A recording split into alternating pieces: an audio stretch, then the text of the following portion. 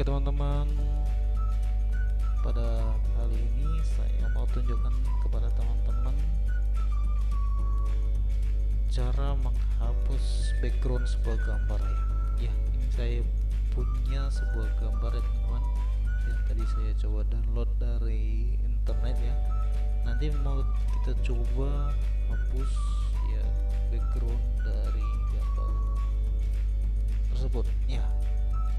Pertama-tama teman-teman coba buka Google ya, kemudian teman-teman klik di pencarian remove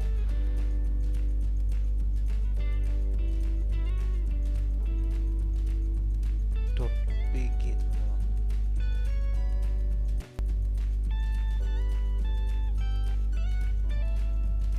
Remove.pg ya.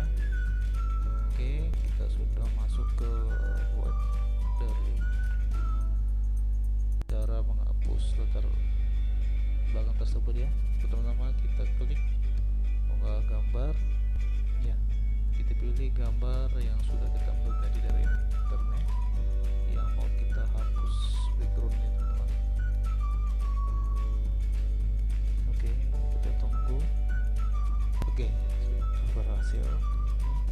Ini kelihatan bahwa latar belakang atau background dari gambar tersebut sudah hilang ya. Kita coba unduh teman-teman. Oke, prosesnya sudah berjalan. Kita tunggu sebentar. Kita coba buka ya. Kita tunggu teman-teman.